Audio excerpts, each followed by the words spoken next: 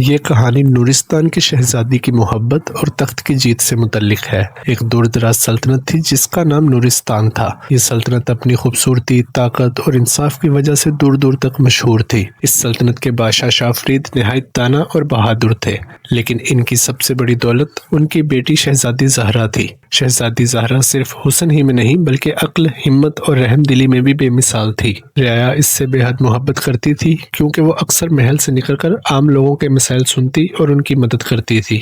وقت گزرتا گیا۔ ایک دن شاہ فرید شدید بیمار ہو گئے۔ دربار میں ایک سوال کھڑا ہوا، تخت کا وارث کون ہوگا؟ اگرچہ روایت کے مطابق شہزادی زہرا ہی تخت کی اصل حقدار تھی، مگر کچھ درباری اس کے خلاف تھے۔ ان کا کہنا تھا کہ ایک عورت سلطنت کو نہیں سنبھال سکتی۔ انہی درباریوں میں وزیر اعظم کا بیٹا کامران بھی شامل تھا، جو خود بادشاہ بننے کا خواب دیکھ رہا تھا۔ اسی دوران شہزادی زہرا کی زندگی میں ایک ایسا موڑ آیا جس نے سب کچھ بدل دیا۔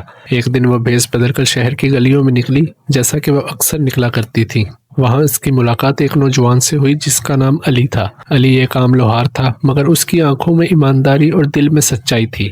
پہلی ملاقات میں ہی دونوں کے درمیان ایک عجیب سا تعلق پیدا ہو گیا۔ زہرا نے اپنی اصل شناخت چھپائی اور علی سے ملنا جاری رکھا۔ زہرا اس کی سادگی اور خلوص سے متاثر ہوئی، جبکہ علی بھی اس کے اخلاق اور ذہانت کا دیوانہ ہو گیا۔ رفتہ رفتہ یہ دوستی محبت میں بدل گئی، لیکن حقیقت ہمیشہ چھپی نہیں رہتی۔ ایک دن کامران نے شہزادی کو علی کے ساتھ دیکھ لیا۔ اس نے فوراً یہ خبر دربار میں پھیلا دی۔ درباریوں نے اس موقع کو غنیمت جانا اور بادشاہ کے سامنے شہزادی کے خلاف باتیں کرنے لگے۔ ایک عام شخص سے محبت یہ تخت کی توہین ہے، انہوں نے کہا۔ بادشاہ شاہ فرید، جو پہلے ہی بیماری کی حالت میں تھے، یہ سب سن کر بہت پریشان ہو گئے۔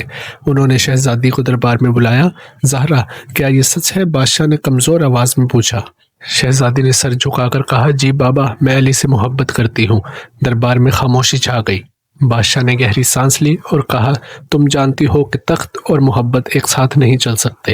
تمہیں ایک انتخاب کرنا ہوگا۔ یہ وہ لہجہ تھا جس نے شہزادی کی زندگی کا رخ بدل دیا۔ ایک طرف اس کا فرض، اس کی سلطنت اور اس کے والد کا خواب تھا، تو دوسری جانب اس کا دل اور اس کی محبت تھی۔ رات بھر شہزادی محل کی چھت پر بیٹھی سوچتی رہی۔ چاندنی اس کے آنسوؤں کو چمکا رہی تھی۔ آخرکار اس نے فیصلہ کر لیا۔ اگلے دن دربار میں جب سب جمع تھے، شہزادی زہرا آگے بڑھی اور بلند آواز میں بولی، میں تخت چھوڑتی ہوں۔ سب حیران رہ گئے۔ میں ایک ایسی حکمران نہیں بن سکتی جو اپنے دل کو قربان کر دے۔ میں اپنی محبت کو نہیں چھوڑ سکتی، کیونکہ ایک ایسا دل جو سچائی اور محبت سے خالی ہو وہ کبھی انصاف نہیں کر سکتا۔ یہ سن کر بادشاہ کی آنکھوں میں آنسو آ گئے۔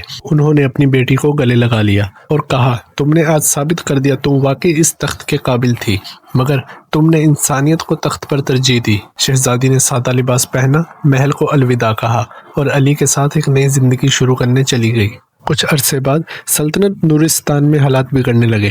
کامران نے اقتدار سنبھالا، مگر اس کی لالچ اور ظلم نے رعایا کو پریشان کر دیا۔ لوگوں کو جلد ہی احساس ہوا کہ ایک سچی حکمران کیا ہوتی ہے۔